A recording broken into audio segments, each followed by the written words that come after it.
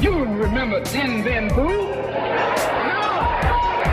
The same thing happened in Algeria, in Africa. They didn't have anything but a rifle. The French had all these highly mechanized instruments of warfare, but they put some guerrilla action on them.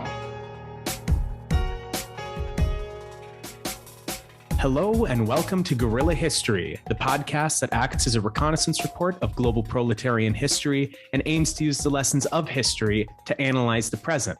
This is a Guerrilla History dispatch where we look at current events through the lens of historical narrative. We try to historicize the background so that we can understand the present a little bit more. And we are taking on a very timely topic today. I'm your host, Henry Hakamaki, joined by my co-hosts, Professor Adnan Husain, historian and director of the School of Religion at Queen's University in Ontario, Canada. Hello, Adnan. How are you doing today? I'm doing well. It's great to be with you, Henry. Also great to see you. We're also joined by Breht O'Shea, host of Revolutionary Left Radio and co-host of the Red Menace podcast. Hello, Breht. How are you holding up? Hello, I'm doing good. Great. So today we're joined by a great guest who's going to be telling us a lot about history and very important history given current events. So we are joined by Alexey Sakhnin, who is a Russian activist, a member of the Left Front, and a historian by training. So somebody who really, given the current events, we could not hope for a better guest than. Hello, Alexey. How are you doing today? It's not the best day in my life, mostly because of my country is now aggressor. And it's difficult to put it together in my moral picture of the world, even after 20 years of oppositional activities. Yeah, but then fine, quite fine. I totally understand that also as a Russian resident myself. So we're glad that we have you with us here. We're going to jump into the context to try to understand, or the topic today to discuss Ukrainian history and the history of Ukrainian-Russian relations. That's kind of the overarching theme of today's conversation.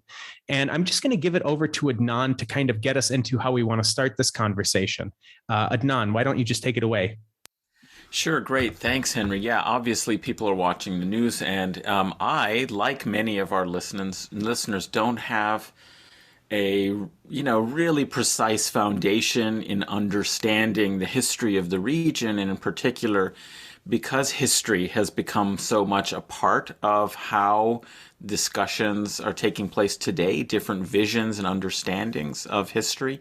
I thought it would be really helpful to gain a better understanding from you about the nature of Ukrainian political and cultural identity and history and its relations with the Russian peoples and later the Russian Empire and so on, because the era I study is the medieval period, and it's well known that, there was the Kievan Rus, polity, the Prince of Kiev, Vladimir, second, he converts to Orthodoxy, and you have some of the elements at that point of what is foundational in kind of Russian and Slavic peoples' identities in that region is this history that intertwines peoples who live in what is present-day Ukraine and, the Russian people. So I'm wondering if maybe you could tell us a little bit more about how you see the unfolding of these relationships and the basis for really understanding Ukraine as an independent polity politically, what points it was within the Russian Empire, and give us that kind of a background. I think that would be very useful for listeners who may not have a background or understanding of this. Strange to discuss 1,000 years ago history in day when tanks and military flights make the contemporary history. But in any case, we were invited to this discussion by Russian president, who started his intervention from 1-hour lecture about history in very specific, let's say, extreme conservative version. And his version is the most radical, and I would say even marginal form of romantic nationalism, which were created as everywhere in Europe in 19th century. Romantic nationalistic interpretation of the national birth and growing up with some mission and glory future in future. Ukraine also have such nationalistic mythology, but it was created much later. And partly it was created just during the last 30 years of social chaos and cultural disaster. And that's why Ukrainian ultra-right or nationalistic interpretation of history is sometimes much more funny than boring Putin's shit. For example, if you would take a walk in Maidan, not today. Today probably is not the best day to walk on Maidan, Independence Square in Kiev. But if you would take a walk in some peaceful day, 2 months ago or 2 years ago, you would find a lot of guys usually guys who sell historical books. And you would be impressed, I promise, because part of the books would looking for roots of Ukrainian glory and history in Buddha, Gautama, Siddhartha Gautama Buddha, or Putin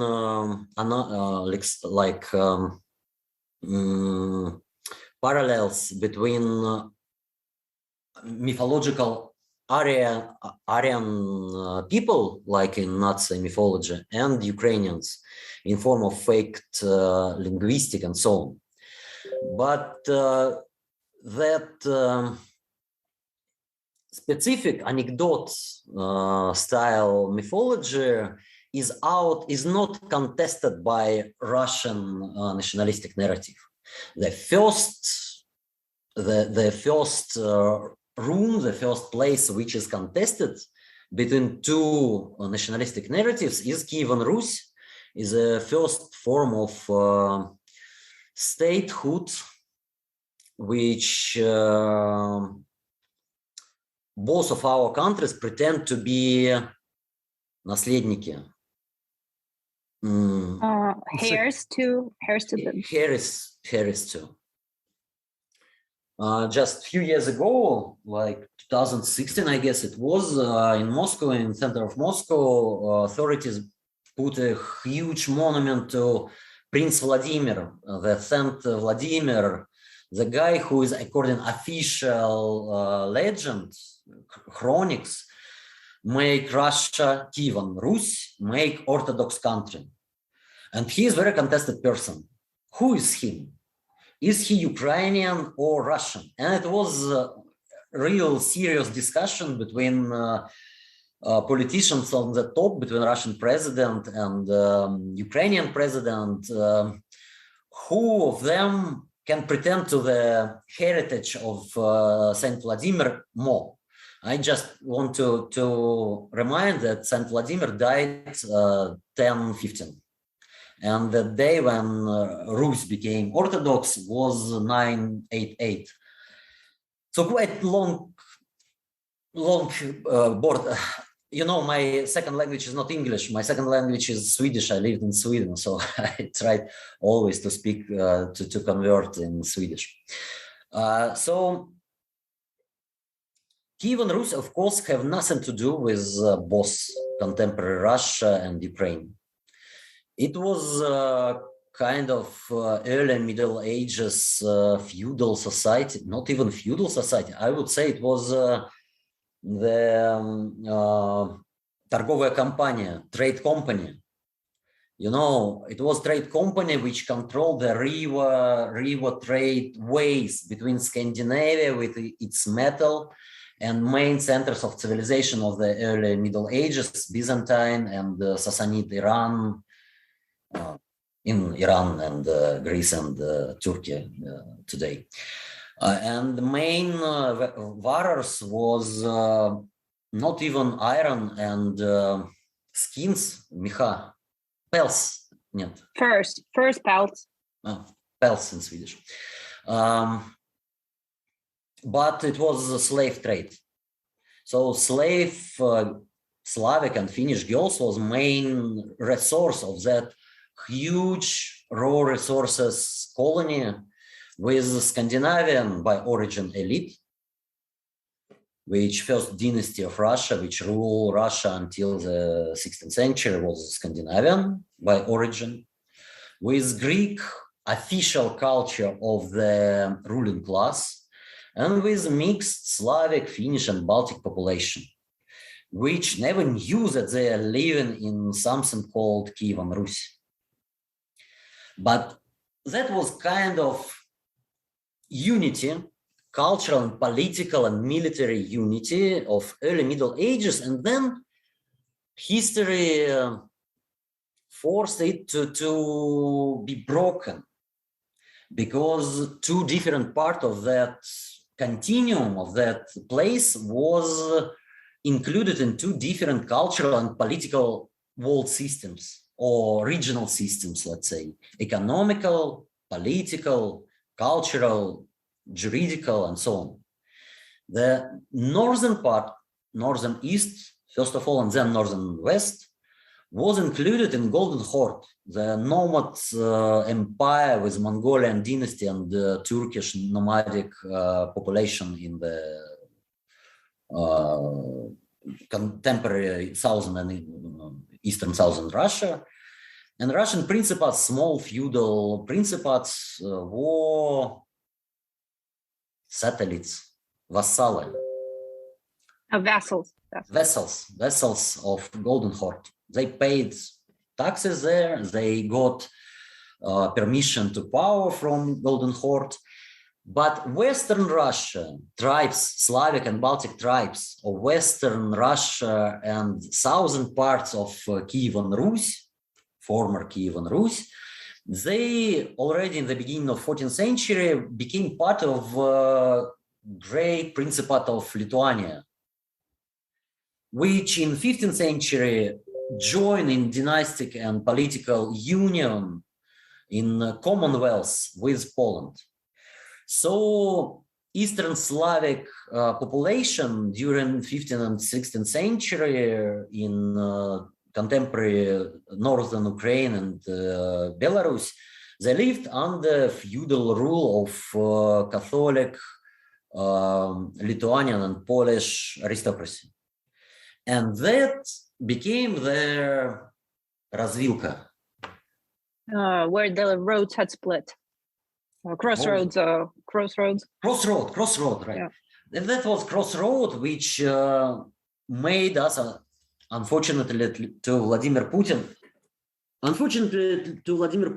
that made us 2 or 3 different nations, peoples, very, very similar one. But so in 15th century, predecessors of contemporary Belarusians was probably about to be majority in Great Principate of Belarus, and Western dialect of Old Russian, Древнерусский, Old Russian, was official language. So one of chronics described the war between Moscow Rus and Lithuania with words, and then come Moskva with war on Rus. Sometimes that old feudal shit uses until now, especially in Belarusian nationalistic environment. But Ukraine as a term first appears just in 16th century. And as you probably have heard, Ukraine from Eastern Slavic languages could be translated as a Kant, as a окраина, frontier, probably. Yeah. Frontier. And it was true. It was frontier for all of players, for all feudal players in that tragic Eastern European ravnina. Plains. Because until the 18th century, in the southern steppes near the Black Sea, lived nomads. There was Crimean, there was Golden Horde, and then a line of Kaganates, Kazan Kaganates, where Henry is now. Yes. Yes, exactly. There's still remnants here, by the way. Sure, and half of population there is Tatars. Of course, and very strong cultural identity system. In 16th century, and until 18th century, Crimean Khaganate was quite strong country with набеговая экономика. With the economics that's built on attacks of other places. As Pushtun tribes, probably you heard more in Pakistan and Afghanistan, they have not enough resources. Through raiding. Yes, through raiding. Yes. Raiding economy. So every second year there was attack from Crimean Khaganate, and about 3 million of Polish, Russian, and Ukrainian, or proto-Russians, Ukrainian, and Polish peasants were sold on the slave markets of the Black Sea in Ottoman Turkey during from 15th to 18th century. So southern part was quite dangerous place, and it's steppe. In forest, it's easier to hide yourself. But in 16th century, start a new, very important process which we are living in until now, appearance of capitalism in the form of global market. And both Russia and Poland, or Commonwealth of Poland and Lithuania, were included in European market as sources of raw resources. In 16th century, Ivan the Terrible, the famous Russian Tsar, had a war with in Baltic countries, which could be our next direction. I hope not. He нанял пирата. Hired a pirate. Hired a pirate from Denmark. He fired 52 ships on the Baltic Sea, and 51 of them was with Breht. So both Russia and Polish lands, feudal societies, became a source of raw resources, the bread, the corn, and also pelts, also forest, and many other things. The fleets of Ganza, of Great Britain and Holland, they have all kanаты, снасти. All the ship of equipment, like the ropes and all that were made from Russian linen. But Eastern European society was not market economy at that time. To get that product, ruling class had to use open force. And that is famous in historiography as a process of secondary coming of the serfdom, крепостное право. Serfdom. So all Western European society said goodbye to serfdom, but in Eastern Europe, it restores and make much harder than it was. Real serfdom in Russia became the norm of life from 16th to 18th century, and was dissolved, was abolished just in the middle of 19th century. Exactly when Lincoln abolished slavery in the US. So the feudal pressure on the population get harder and harder, both in Poland and Russia. And thousands of peasants run away to the cold Siberian forests, but also to the quite warm and dangerous southern steppes. And they establish a form of life very similar to pioneers of the Wild West, kind of military anarchist republics, who used, of course, religious ideology in 16th and 17th century. And the strongest one in 16th and 17th century was established in the middle and low Dnieper River Porogi. As it descends, so basically like going down. That kind of military republic called Zaporozhskaya Sech. Yeah, the Zaporozhian Siege. I think it's in an Ukrainian, English Zaporozhian Sich. You're saying it's sort of like the Texas of the region, like a No, that was quasi-independent military settler frontier zone. Yes, exactly. Yeah. They lived on frontier of three civilizations between Tatar nomads under Ottoman feudal rule, Catholic Poland, Orthodox Russia. So it was a count, it was a border, it was a frontier.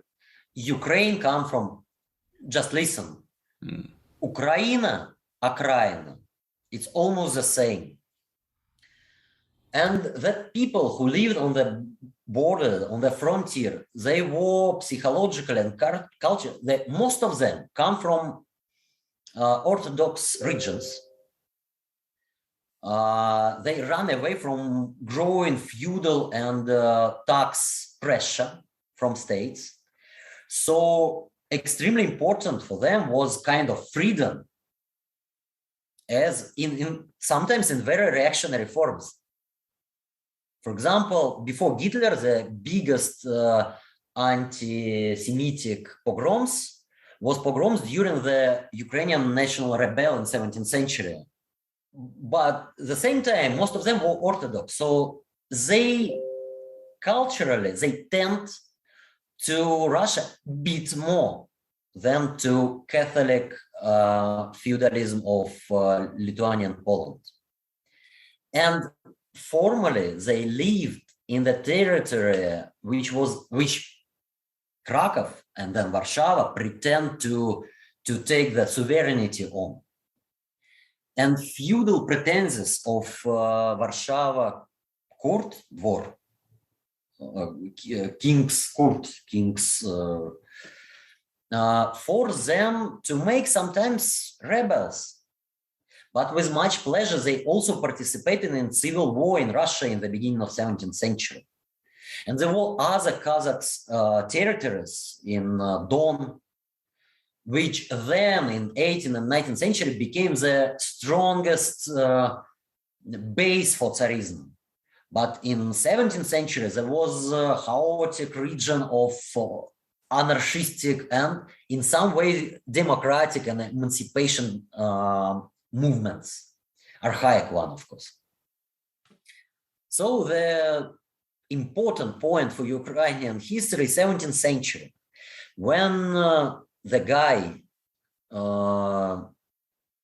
whose name was Bogdan Khmelnytsky became the leader of the rebels in that Kazakh region in Dnieper, Low Dnieper. And his rebel was quite successful. His enemies was Polish crown. In the beginning, he was quite loyal one. Demand was some compromise with the Cossacks elite, some respect from Polish monarchy to Ukrainian Orthodox ruling class, and they wanted to be equal with the Catholic nobility, adel, dворянство. Nobility. Equal with Polish Catholic nobility. That's why those ideological rhetoric demands were painted in Orthodox colors. But Ukraine, or sometimes in historiography, one call it Gitmanshchina, because the head of that republic, elected head of that military republic, called Getman, the chief, probably, the leader, Getman. So Gitmanshchina, the Getman region, was too weak to pretend be really independent. And that was the reason of the 40 years civil war in 17th century Ukraine, which called Ruina and could be translated as a ruins or chaos also. And it was the first attempt to establish kind of separate Ukrainian statehood. But Gitmanshchina was too weak, as I said, and different parties in that Kazakh region tried to make all possible geopolitical alliances. There were pro-Polish groups, tried to make deal with Warsaw. There were even pro-Turkish deals, tried to make Ukraine autonomian as a Crimean Khaganate, but under Ottoman patronage. But even, as you know, in the early 18th century, when Russia was in war with Sweden, the Hetman Mazepa, the leader of autonomy Ukraine, tried to make that kind of geopolitical alliance. But the strongest party of Cossacks elite made decision and сделали ставку. Put their bet on something on Russia. There was in town Pereslavl, there was 1649, I guess. There was Pereslavl Rada, Pereslavl Council, Pereslavl meeting, could we say, when delegates from different Cossacks groups decide that they want to ask Russian Tsar about patronage, but ask not to be included just in Russia, to be an autonomous region with self-ruling. And 5 years later, or probably it was 1654, I hadn't any time to prepare.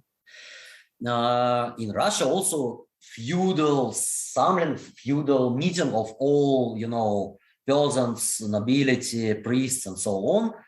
They, Zemsky Sabor called it, they, after a long discussion, accepted that deal, that Kazakh Getmanshina, that quite small region, would be part of Russian Tsardom with many autonomous self-ruling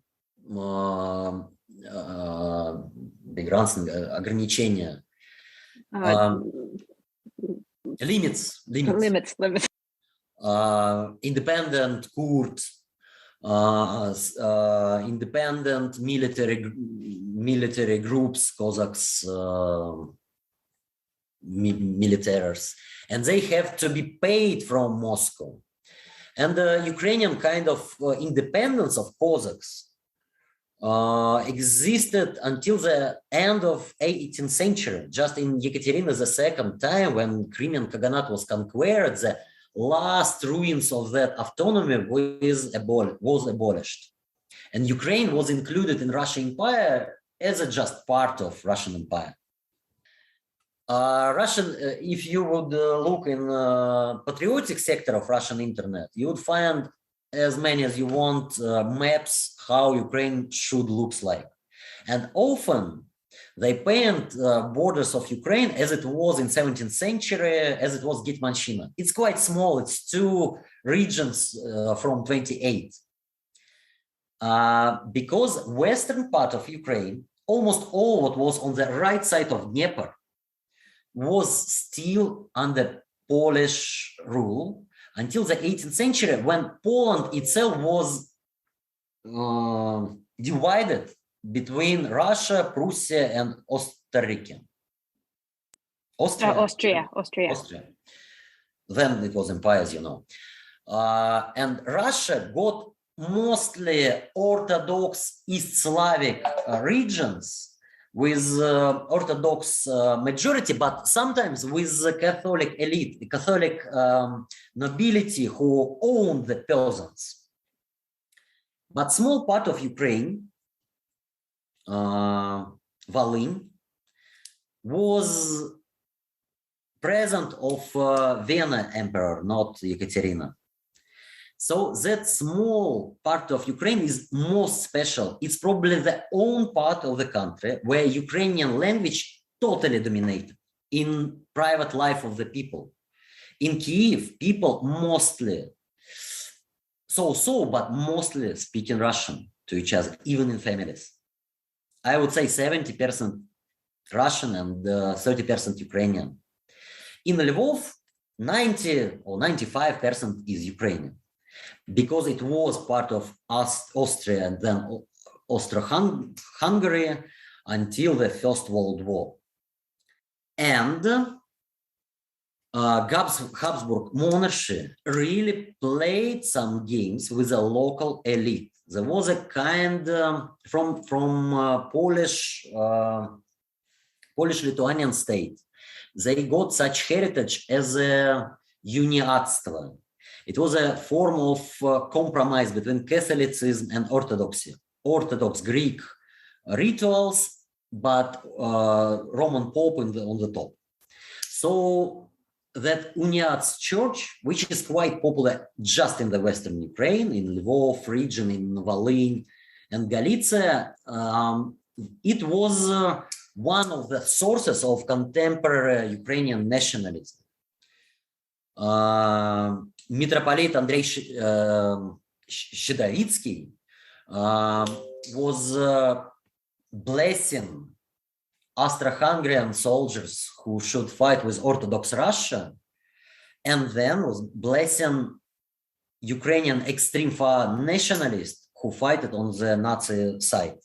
And he was a representative of that tradition. But West, I described it shortly, briefly. Central and northern Ukraine was part of Russia. It was also two parts. On the right side of Dnieper, in villages, people spoke on some dialects, which then was solved in Ukrainian literature language. But in the east, they spoke mostly on Surzhyk, kind of dialect of Russian, with Russian grammar and mixed words between Russian and Ukrainian, totally transparent. Until now, 30% of Ukrainians use Surzhyk. Which could be presented as a dialect of Russian or dialect of Ukrainian. There is no any strict border between them. So left side of Dnieper, eastern Ukraine, was very similar, without any hard cultural border. And there was a huge southern part, which was almost empty, because before there was just nomads, and nobody lived in files almost. Then from end of 18th century and all the 19th century, Russian Tsarism made a huge move of population, mostly Russian population from Central Russia. So that frontier, that плодородные земли. Very good land that's very fertile. Fertile lands, they got name Новая Россия, New Russia, Novorossiya. So in Russian nationalistic tradition, you would see a lot of forms how to split Ukraine between that historical regions, which are still quite different in cultural and linguistic nuances, but that have nothing to do with modern nationalism, modern nation, and modern statehood. And that class mosaic, which is the background for all that modern shit. So that was briefly excursus in Ukrainian history. That was tremendous. Thank you so much. It really gave a picture of how this is a variegated region with many complex interactions, and that it had various different orientations and identities, some connected with the kind of Catholic world of Eastern Europe, the, Polish and Lithuanian kind of world, as well as with Austro-Hungary, and then also being situated with Russians. And so the areas we were talking about, Novorussia, are those areas that during the Russian Empire's successful conquests and wars with the Ottoman Empire, it took those areas in the northern coastline of the Black. In Kiev time, all that steppe regions called wildfire. That's right. Yes. Yeah. But that then they populated them with new populations coming from northern part, Central Russia and Ukraine, yes, from all over the world. Right. And don't forget that in the beginning of 20th century, Ukraine was also home for the hugest Jewish diaspora. More than half of Jews in the world lived in Russian Empire, and they were limited. There was only one national group, ethnic group, and religious group, which was limited in rights. There was a line of Pale of settlement. Settlement. So they had the right to live just in former Речь Посполитая, former Polish and Lithuanian Commonwealth. So Ukraine and Belarus. Just to jump in very quickly, that's something that lasted for a very long time in terms of the limitation of rights for Jews within the Russian Empire. I'm getting through Sakhalin Island by Chekhov right now. And one of the things that's mentioned in there is that on Sakhalin Island, it was basically the only place that Jews could own any businesses or anything like that, because within the Russian Empire proper, they were prohibited from doing so. But Sakhalin Island was this penal colony that was even more of the Wild West than perhaps we're talking about in other places. So I thought that was very, very interesting that, there's this limitation of rights that would go for this length of time. You're talking about these pogroms back in, 17th century. We're talking about the prohibition of Jews being able to own property in 1890, and there was more pogroms in 1917. Breht, I know that you have something that you want to jump in here on. Sure. Well, I mean, that was a fascinating summary of complex and the long duration of history. So I appreciate that. The Russian Empire, Imperial Russia, for those that don't know, lasted from 1721 up until the revolution with the provisional government, and then eventually the Bolshevik Revolution.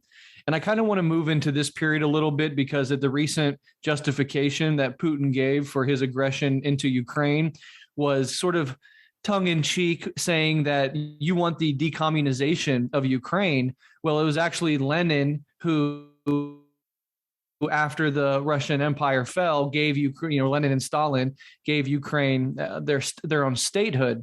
So I was hoping that you could kind of talk about that transition from the Russian Empire into the Bolshevik Revolution, and then what the truth is of what Lenin and Stalin did with Ukraine in the wake of the revolution. So the national movement in Ukraine appeared in 19th century. It was quite weak and quite moderate. It was mostly intelligence who, as all over the Europe, look for folk songs and tales, created language, and have nostalgia feelings about local ethnic culture. But most of them in end of 19th and beginning of 20th century were very left. It's important because current Ukrainian national building could not appear to people created Ukrainian language and Ukrainian culture in the beginning, who was founders of Ukrainian literature, because all of them were socialists. Mostly not Marxists, mostly SRs. In Russia, there was biggest left party was not Bolsheviks. The biggest left party was Party of Socialist Revolutionaries. Some anti-authoritarian peasantry socialism, how Bolsheviks described them, but they were very influenced and popular. And in Ukraine, most part of national activities and demands of cultural autonomy, of demand to just speak in Kurds in native language, they was included in agenda of social transformation. And they were directly connected with demands, for example, to abolish nobility, landlords' ownership. Property, ownership, landowners. Landlords. So there was quite radical agrarian and cultural and social program, which is totally banned in the eyes of current Ukrainian national builders. Just Shevchenko, just Taras Shevchenko, the most famous Ukrainian writer of 19th century, is canonized, but not actual figure in current mythology. That's why current nationalistic mythology is so, in Ukraine, is so brutal and incredible cannibal, because they have almost nobody in the long line of the cultural heroes and political heroes which they can use, because of they are too far to left. They're all Bolshevik and mostly SRs. Then coming Russian Revolution. In that environment, when all progressive intelligence and all peasantry in Ukraine, as well as in Central Russia, sympathize to socialist parties, mostly to SR1, socialist revolutionaries. And during 1917, under provisional government, appears national building, the national movement became stronger, that create assembly in Kiev and demand autonomy. But provisional government, as you remember, was led not even by moderate socialists, or there were a few moderate socialists, but the real power was in hands of bourgeoisie, in hands of liberal politicians, who that time represent directly цензовые элементы, the sense elements, as they said that time, people who was under the property sense, so bourgeoisie. Yeah, the people who were who had some land, so were able to participate. Property, in politics. huge property, nobles and bourgeoisie directly. So, provisional government said no to Ukrainian autonomy in very moderate cultural form, education. You know, that was one of crisis, the July crisis of provisional government. But that also forced Ukrainian socialists in more radical way. But much more strong hope was October Revolution. Because October Revolution, I know that with strong Marxist people who pretend to Bolshevik tradition, we will not find the common language in that question. But Bolshevik Revolution abolished democracy in many ways. Bolsheviks had majority in two Soviets, in Moscow and Petersburg, but they were rather small minority in Soviets all over the Russia and partly in Ukraine. And then, as you know, in November, there was elected the Constitutional Assembly, where social revolutionaries got majority. And Bolsheviks just quarter votes.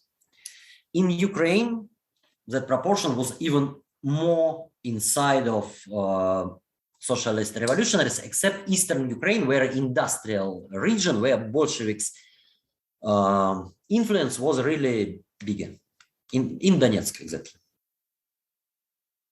So when Bolsheviks abolished or destroyed the Constitutional Assembly, they forced Ukrainian movement, even the left side of Ukrainian movement, to protests and to radicalize those demands.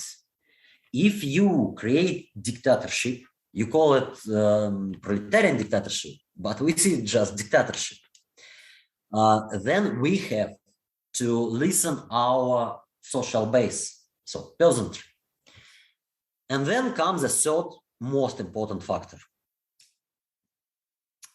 Bolsheviks subscribe Breht Treaty, so separate treaty with Germany.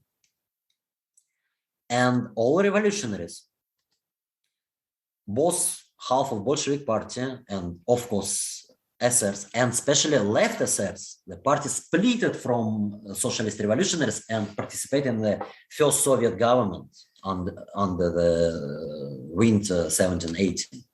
They called Bolsheviks to the revolutionary war. And German communists call Bolsheviks to the revolutionary war. But Bolsheviks subscribed imperialistic peace in order to keep the island of socialism, the base for world revolution. One of results was that for Ukrainian leaders who were national leaders, but at the same time they were socialists, for them appears a new reality. German Imperial Army coming, and it's the only force, and Bolsheviks got away. So that was the strongest factor which forced Ukrainian revolution to the right side. They declared independence, and Germany and Austria erkännt, признали. Accepted. Recognized. As Russia now recognized Donetsk, so they recognized Ukrainian People's Republic. But strange socialists in the leadership was too much for Kaiser Wilhelm. And they helped to make governmental coup in Kiev to Russian officers, right-wing Russian officers who were not representatives of nobody, who represented just Russian nobility. The brilliant Soviet and Russian writer Mikhail Bulgakov wrote in fantastically interesting books about that, The White Guard. Read it.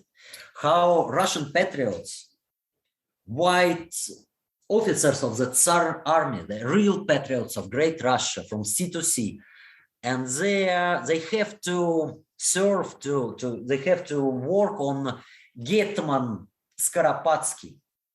His surname could be translated as a soon fall down, Skoropadsky. Quick falling. So, but they try to do all they can to conquer loyalty of population. They could not do it with social reforms. So they start to do it with inventing the national tradition in totally different way as it was done before by great writers, great poets, and great heroes of revolution, and terrorists, in my eyes, also heroes. They established the right-wing understanding of Ukrainian statehood. And all leaders who came from that, all leaders who came from that side of history, they are the first отцы-основатели, founding fathers of contemporary current Ukrainian nationalism.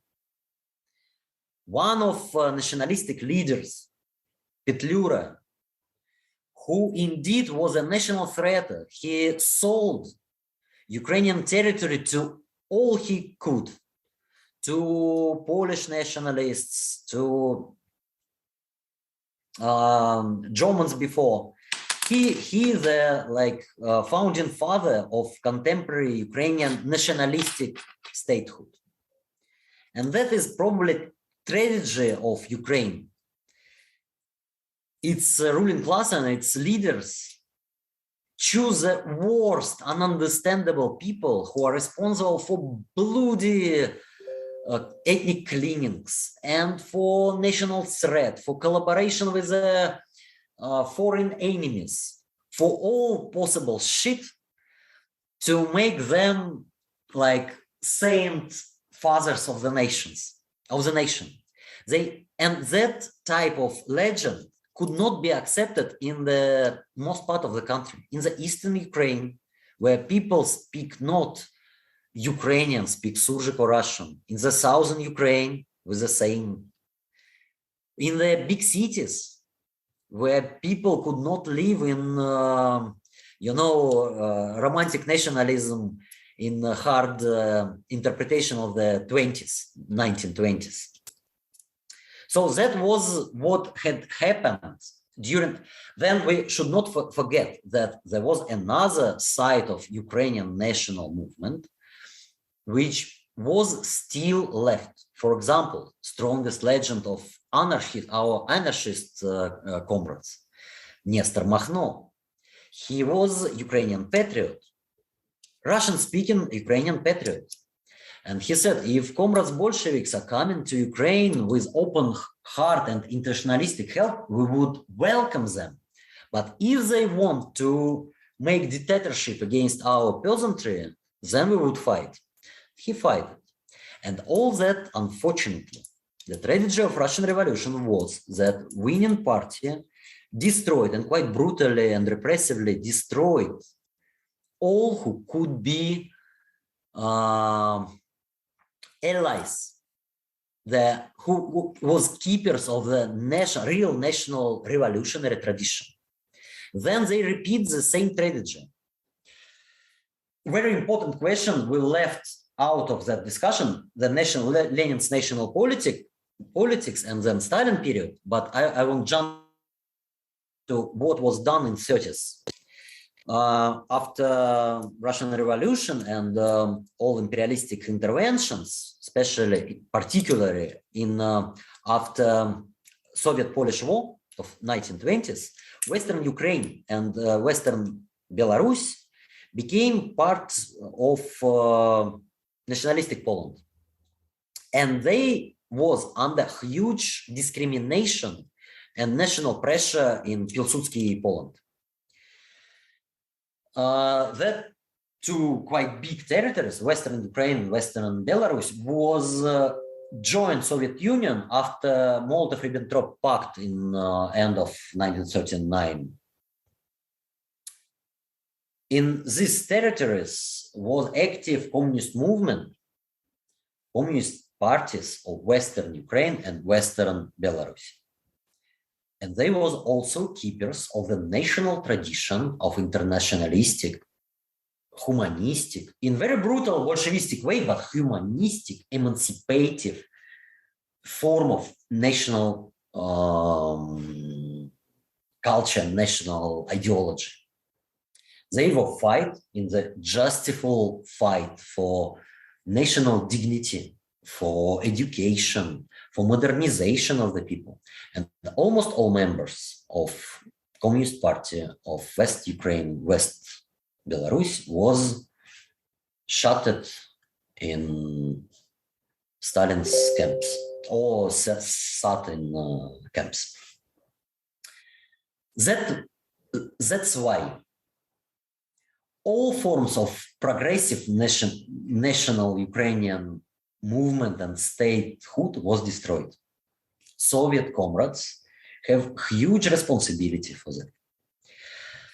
Then we have to say that in 20s, Bolshevik politics in Ukraine was called Ukrainization. Vladimir Putin called it the hugest bomb under the Russian statehood. But indeed, it was quite progressive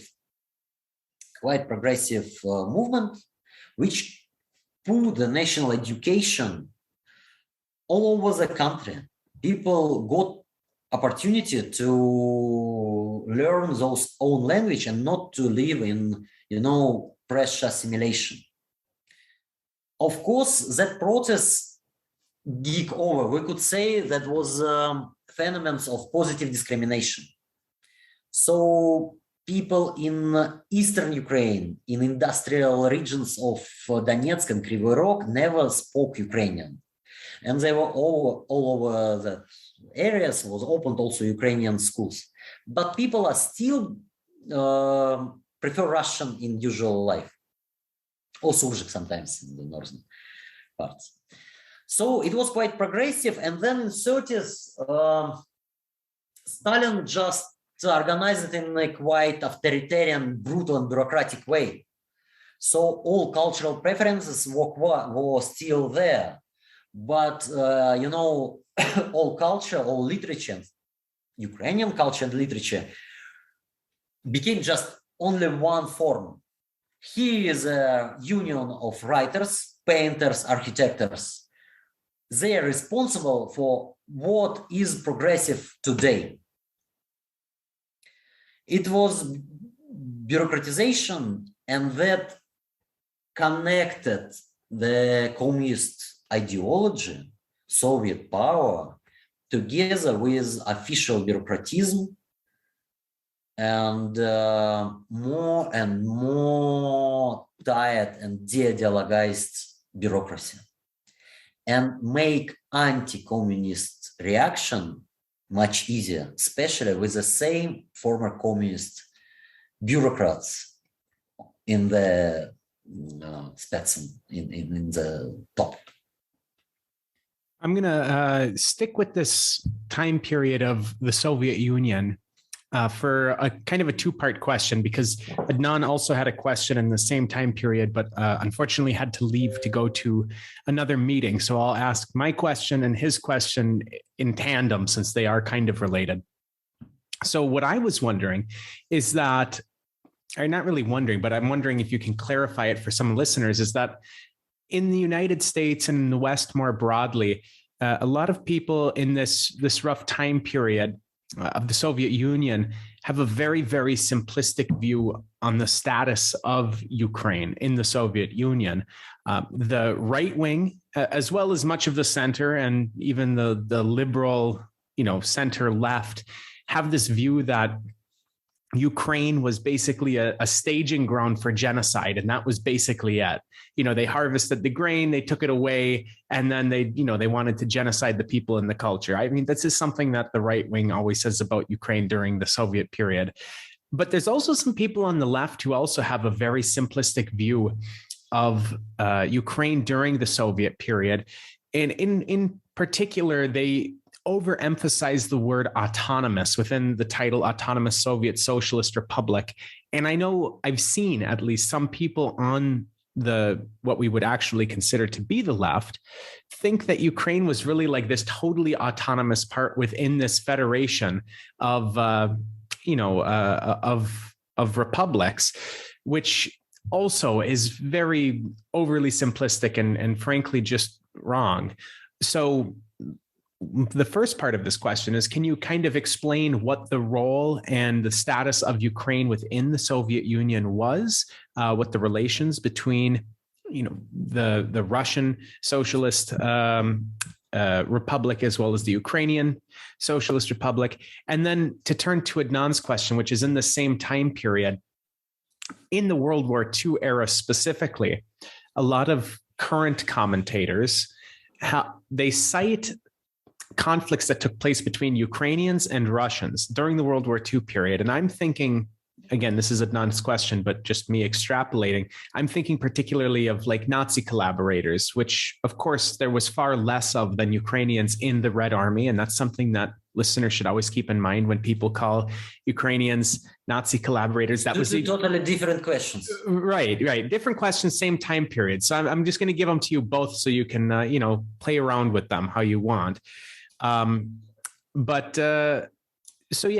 think that what Adnan's asking here is how the relations between those countries and the conflicts between Ukrainians and Russians in the Soviet period and around the World War II period have led or have impacted current tensions. First question is quite easy to answer. Formerly, Soviet Union was almost confederation. But unfortunately, Soviet power does not exist. So does not exist in Soviet Union. All statehood organs was totally under control of the Communist Party. And Communist Party was very centralized. The real power owns by communist nomenclature, by communist bureaucrats. And those career depends from the center. And the same with economy. Soviet economy was very centralized. Everything decided as in a factory in one center. And in Gosplan, state plan organ, and comes to each factory, to each kolkhoz, to each village, the concrete order, this much tons of bread, this much tons of iron, this much number of clothes you have to produce under that period. This much you will get resources. So it was very centralized. So in that way, as an economy decisions was made in Moscow, in center. And it was part of the rules of the game accepted by everybody in Soviet Union, by Soviet communist nomenclature.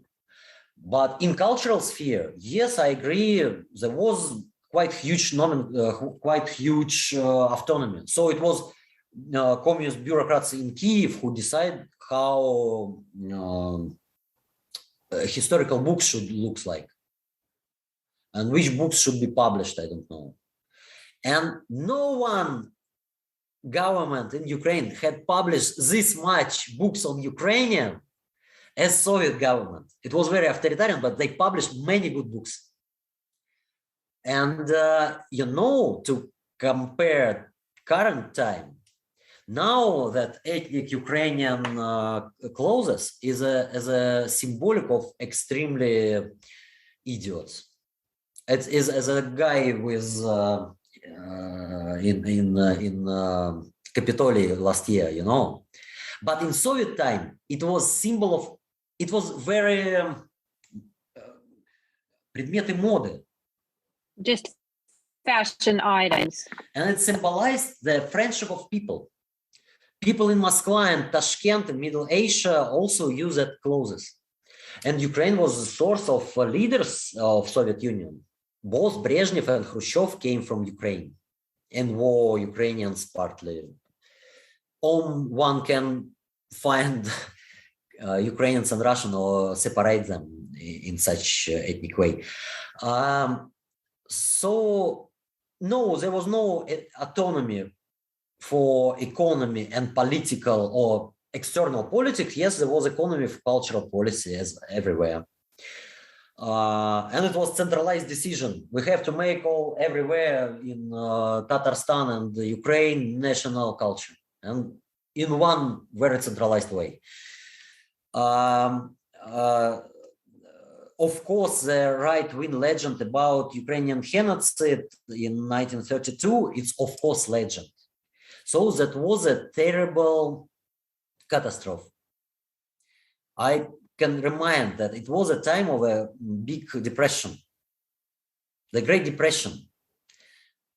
People were starving even in the richest countries of the world, in US and Sweden and France. Of course, Soviet Union, 1932, was quite barbarian country from technical and economical point of view. So it was a traditional, archaic peasantry, which were collectivized during the last 2 years. And it's true that Soviet plan organs had no real effective apparatus to transform agriculture in such extreme fast way. There was неурожай. Lack of good harvest. Very bad harvest. And that not effective, very сырой, незрелый. Raw, unripe. Plan mechanism didn't work well. So we can say that mass starvation, that Soviet power, that Stalin regime, responsible partly for bad economic ruling, for that they made collectivization in such extreme form. But it was, of course, not planned starvation. And organs of Soviet power did all they could in such conditions to fight against starvation. And Western democracy was also responsible for part of that tragedy, because that time was, for example, golden blockade.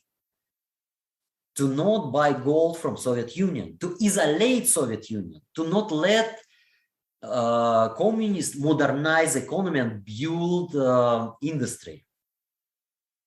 So there are many forces who are really responsible for that tragedy, but there was not force who planned and organized it. And last one, starvation was not only in Ukraine, it was also in very Russian regions of low Volga, in Kuban, in Kazakhstan. And there people died, and there was examples of cannibalism, and all that terrible things also happened. So it could be qualified as a criminal последствия, consequences of collectivization, how it was done, but it totally could not be classified as genocide. That is the answer.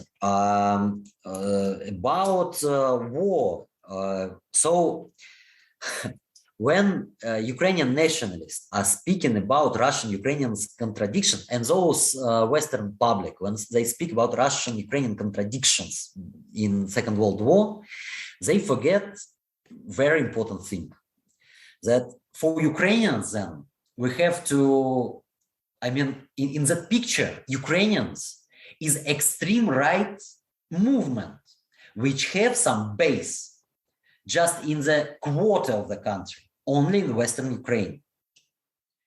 And not all Western Ukraine is one body. There were many supporters in Western Ukraine, but not all of them. And I'm not sure about majority. Difficult question. But in 3/4 of Ukraine, there was not such Ukrainians. Millions of Ukrainians was killed just because of their ethnic origin and because of their resist. And Ukrainian patriotic songs is the songs of anti-Nazi, anti-German resistance. За землю родной батьківщини поднялся украинский народ.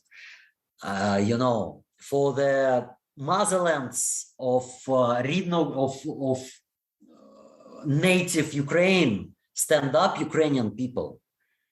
And Ukrainian partisans, there was in my mind, even before Maidan, one left Trotskyist group tried to got some grant from some Western foundation. And to be very nice, they published kind of leaflet with a portrait of Che Guevara and in Ukrainian quotation from him. We learned to fight in UPA, in Ukrainian rebel army of far-right nationalists.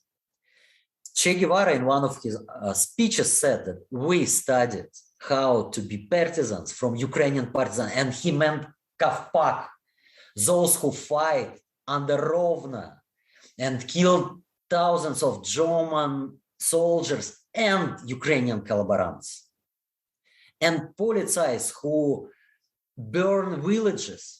And after Belarus, Ukraine is the second most affected, victimized countries in the world by number of people killed by Nazis and those collaborators.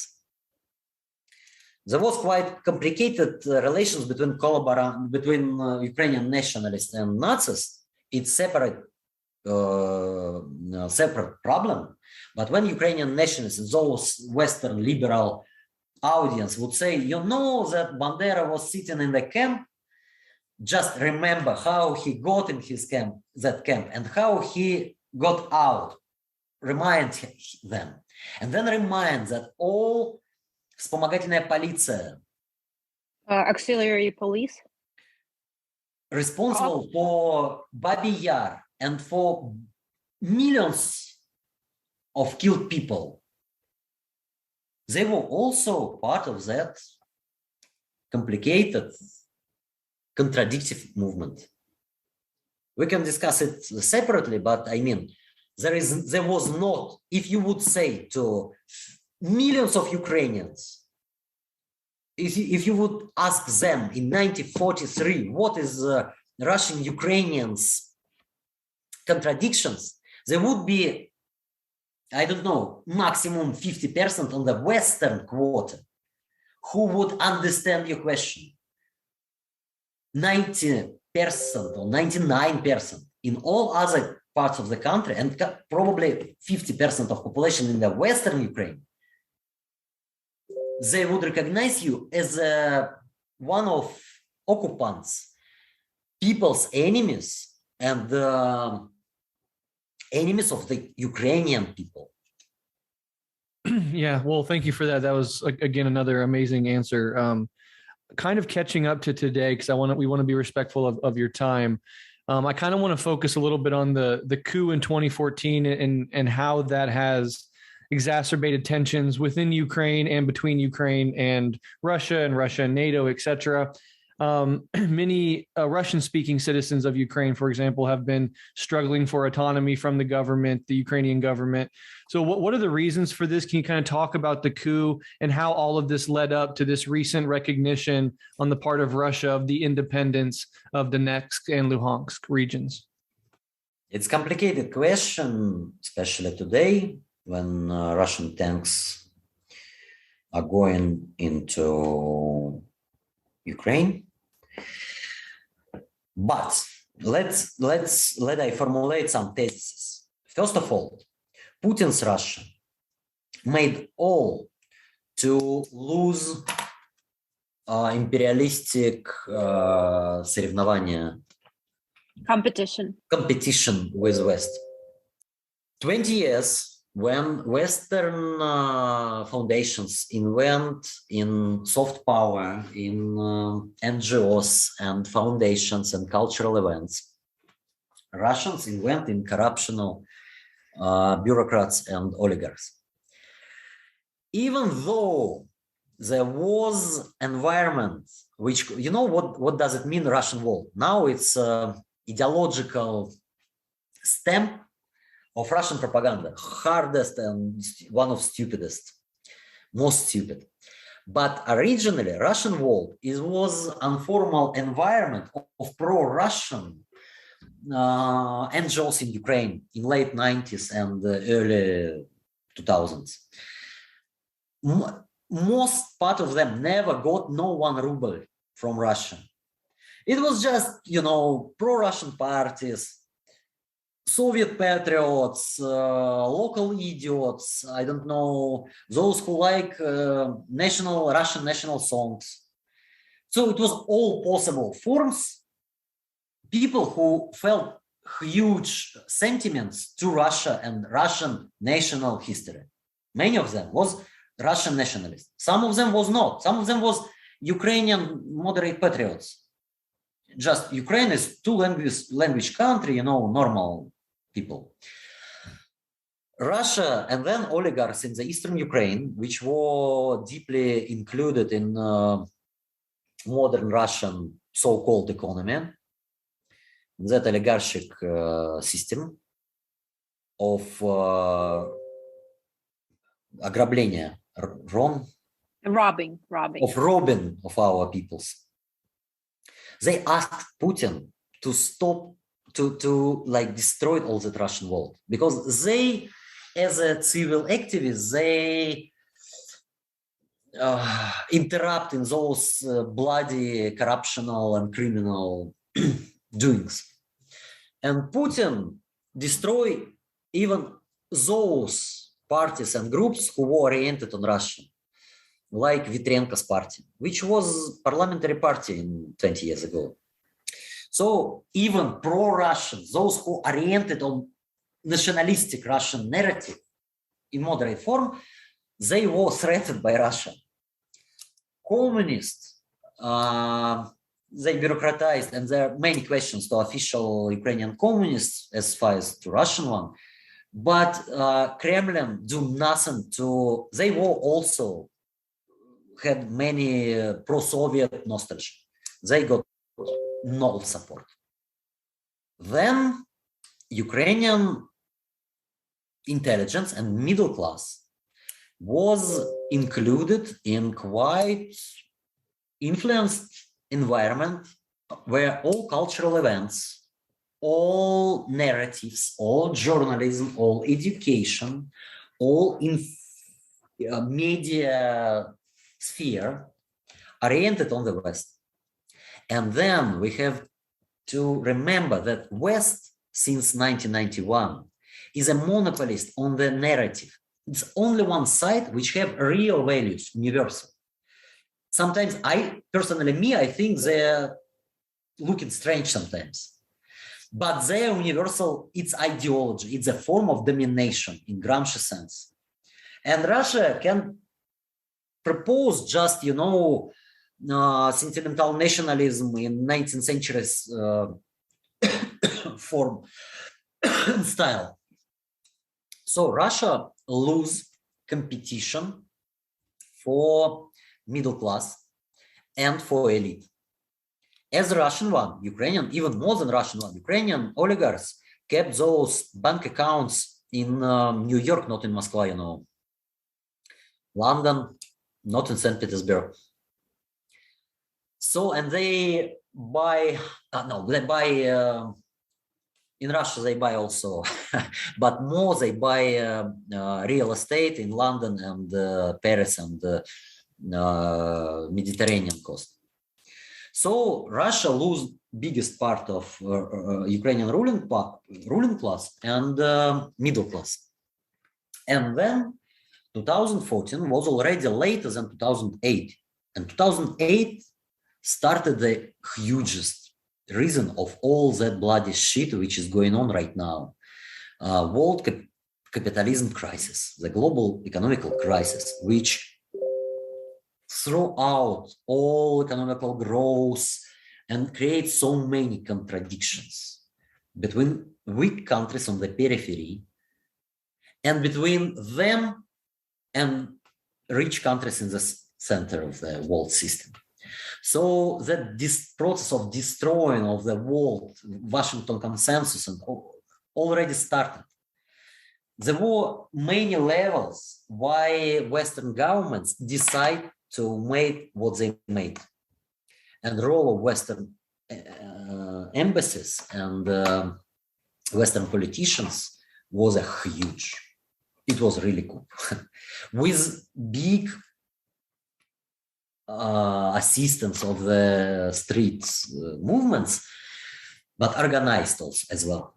So, for example, as you remember, it's all in 1913 began from that Yanukovych administration did not subscribe that economical document about integration of Ukraine to European economy, association.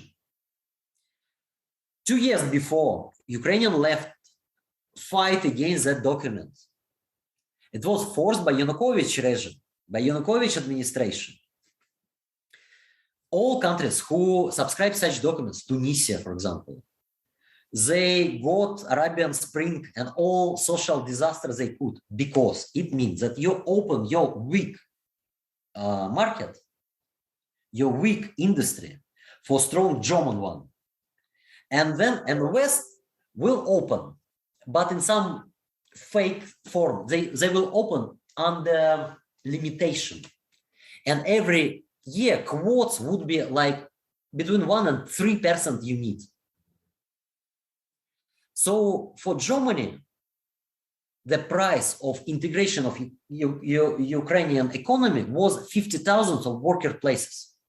Is it big or not? If Angela Merkel would know which fucking shit would it bring to agenda, she would say, fuck you Germans, you're fired. All, goodbye, no. But they didn't knew.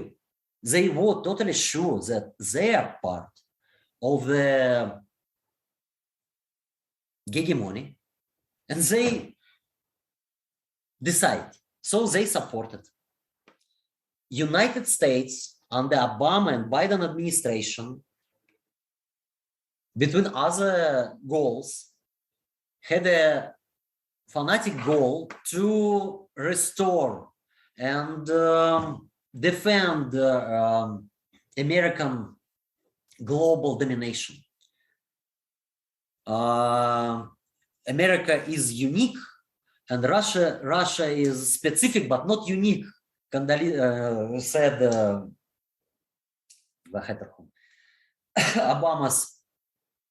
Obama's Psaki. Yeah, Jen Psaki, the press secretary. I guess she said. So that ambition was too high. Economical contradiction was too high, and one of the reasons, probably one of the biggest reasons, was really a plan to change power in Russia, to take Russia in a cordons of pro-Western countries, which create экстремальную нагрузку, extreme pressure along the border, and especially in that time, not military, but political pressure, both for people, but mostly for elite. And it was a threat for Putin, both for Russia in general, because NATO is a threat, but for Putin as a dynasty as well. So they had to react. Before many years, they react just by blah, blah, blah. That time, question was too serious. Crimea, if NATO came to Crimea, or even if Ukraine abolished that there was a deal between Russia and Ukraine, that Russia rented places for Black Sea Fleet. So if Ukraine geek out from that treatment, and leaders of Maidan coup, they openly called to that and said that would be first we made. Then Russian Black Sea Fleet should go downstairs on the Black Sea floor, because in the Caucasus there is no places and the opportunities, technical opportunities to. I lose all words in English, but to make place for a fleet. Yeah, to make a port. To make a port. Then Ukrainian economy is quite important market for Russian economy. They are incorporated. That is also reason. Russian investments in Ukraine are quite, Russian capital export in Ukraine are quite big one. So it's typical imperialistic contradictions. They answered, and they were those braveness, их смелость. They're brave, bravery. They brave was warned by the huge pro-Russian sympathies in the all eastern and southern Ukraine. They knew that if they would намекнуть, hint at. If they would hint, thousands of people would fight for them with different hope. Someone with hope to join Russia, someone with hope to rebuild Ukraine on the fundament of friendship with Russia, someone against corruption in Ukraine, someone against nationalists and extremists on the top. So with many reasons, half of Ukraine cried and asked 2014, please Russia help. No, because Russian leaders still believed in dialogue and bloody compromises back on the спиной у народов. From behind the back of the people without letting them know. That's why they made all what they made. That's why 8 years there was really small war in Donbass. And 15,000 people were killed for nothing. And then they appeared. Donbass was also a surprise for Kremlin. They planned to just blackmail Kiev, but Russian nationalists make a real rebel.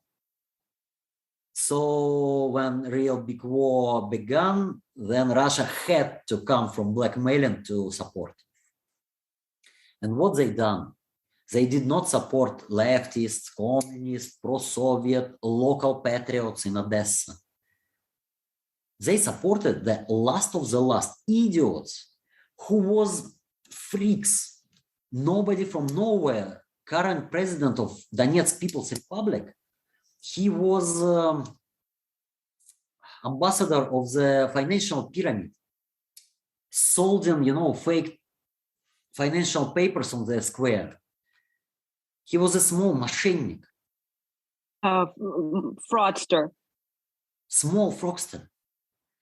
So they gave weapon to idiots. And then they destroyed and partly killed enthusiasts who supported and helped them. Not only left partisan leader Alexey Mozgovой, but many of all them nationalistic commanders in Donbass was killed, and most part of them was killed not by Ukrainian diversants. Just because Moscow bureaucracy, in long historical tradition of Golden Horde, does not have no need in enthusiasm and self, initiative. What should be done would come as an order from Tsaren. So, and now the most important thing, why all people, left people in the world, all just normal, clever, normal people in the world will not agree with Joe Biden and was totally sure that Russia will not attack. Why all Russians, not left, all Russians, Russian liberals, 20 years was on the side of West. Every idiot propagandistic shit coming from the West, they repeated. It was the first time when Russian liberals in mainstream media, Meduza, Dozhd, Novaya Gazeta, the Nobel Prize of 21, they criticized the West. Stop with that alarmistic military propaganda. You just make war nearer. Russian liberals, it was a rebel of Russian liberals. I wrote an article for Jacobin about that. Then war suddenly happened. I mean, that вот эта логика здравого смысла. This is the logic of common sense. Of common sense. Common sense. The logic of common sense was used by Kremlin just for camouflage. So they just repeat common sense things. We will not attack. It's not in our interest. It's true. And everybody, of course, Biden, idiot. All Western media, what are they doing? It's just propaganda. And then they attack.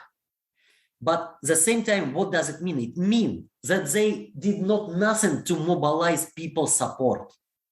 For Russians, journalists call from the West, from Sweden, I live in Sweden and Norway.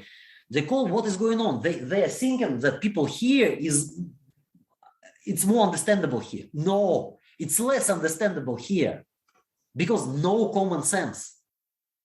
It's dynasty sense. It's common sense of dynasty politics, not by mass politics of the modern politics from totally different world. It's endless with those, it's another biological form. But that means that there is no any mobilization. Compare with 1914, what is going on now, nobody wants that war. People are crying. Even if the war would be successful, nobody would support it. If bodies will come, if picture with bodies of our Ukrainian brothers will come, in that place where there was Putin ratings, already now it's empty. But that would be black hole. Yeah, great answer. And you brought up world systems, and I would love to have another conversation with you sometime solely devoted to Russia's position within the world system. I've seen that you've been working on some material about this. And ironically, Adnan and I had just recorded an intelligence briefing of guerrilla history with Professor Ariel Saltzman, who is his colleague at Queen's University, about world systems and how to use world systems theory when looking at history and things like that. And it was due to come out today. We're bumping it until next week because of the timeliness of this conversation that we're having. So I'm going to rush through it very quickly and edit this thing and get it up there. So listeners, you can look for that conversation next week. But yeah, I would love to have that conversation with you sometime. The final question that I have planned, because you've been more than generous with your time, and I do thank you for that, is the question of Crimea. And I'm asking this because I do have something of a personal connection to Crimea. A lot of the listeners probably know what that is. And I have more of a view into Crimea than most people in the West. Again, listeners, you may know why. But I think that among listeners of Guerrilla History, there's going to be more of an understanding of the history of Crimea than among the broad Western public.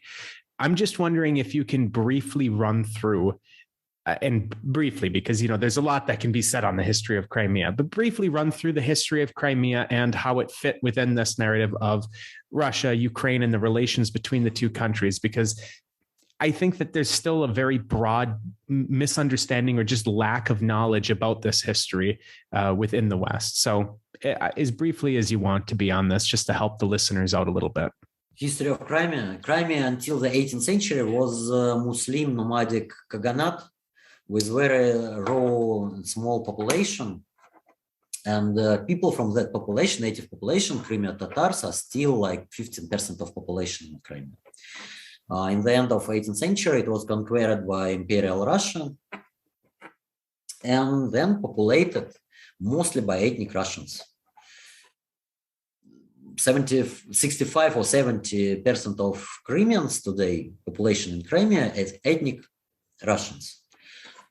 Second group is Ukrainians, but Russian-speaking Ukrainians, and it's very difficult to find distance. It's just a line in a passport. Of all form passport. Crimea was part of Russia, never been part of Ukraine until 1954, when Khrushchev take it from Russian Federation and joined to Ukrainian. In Soviet time, the reason was economical, like water comes to Crimean agriculture from Ukrainian territory. Drinking water. So it was economical rationality, and nobody thought about national borders between Soviet republics. They does not exist. But nobody asked people, of course. Until 1991, that question was not actual, but when republics get separately, then in Crimea appears a movement, let's say openly pro-Russian movement, and Crimea was historically connected with a few national, military, heroic things. Conquering of Crimea, then Crimean War in 19th century with a heroic and bloody defense of Sevastopol. And then it was repeated in Second World War. And Crimea is a home for Second Russian Fleet. It was a real center of Russian national patriotism. Military glory and all that stuff, especially much more in Sevastopol than in Moscow, much more. So, so people there traditionally live in context of Russian patriotic narrative. Then they tried to, the moderate compromise was a Crimean Republic as an autonomous part of Ukraine. And those constitution was abolished by Ukrainian government in quite authoritarian way. And the Crimea, formerly republic, but without any real autonomy, lived in Ukraine as a very poor region without any dotation from Kiev, and with quite унизительное. Very inferior and like being looked down upon.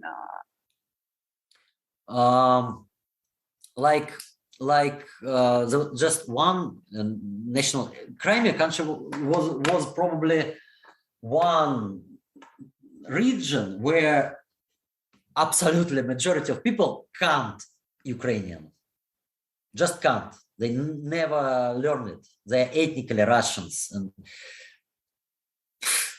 just can't. Probably in Donetsk part also very mixed population. So, but in your passport should be, my name should be not Alexey, but Alexey. And that small humiliation, humiliation. Small humiliation all the time during 20 years. Раздражали. Were annoying, irritating. Irritating people. There was not real, the Russian nationalists always been in Crimea. They never been very strong. They was quite margin, they were forced, they come into local parliament with 5-6% or something. Communist was the most popular, one of the most popular parties all over the time, with those very pro-Russian rhetoric, especially in Crimea. So in that stagnation, Crimea lived under Ukrainian rule all over these years. And there was no any reasons to be very loyal citizens of Ukraine, especially in Crimea, especially in Sevastopol. And then come in coup, and new authorities oriented to the hardest form of Ukrainian nationalism. And they start to speak about abolition of Russian language, to forbid Russian language, even in like everyday's life sometimes. And the police from Crimea was in Kiev, mobilized by Yanukovych government. And those guys was hardly beaten. Few hundreds of them beaten and humiliated. They have to sit on a на колени. To kneel and sit on their knees. On the scene of Maidan and ask Omurshek, excuse me. So that was too much. And the national minority in Crimea, Crimean Tatars, they were also victims of Stalin repression. They were ethnic deportation. They returned them in Khrushchev time, but they traditionally anti-Moskva oriented, as people used to think. At least those ethnic leaders, which call themselves leaders of parliament of Crimean Tatars people, they start pro-Maidan mobilization, potentially violent, in order to occupy centers of two main cities, Sevastopol and Simferopol, and to wait when ultra-rights and new police come from the continental Ukraine. So that provoke reaction. And they are 15% just in population.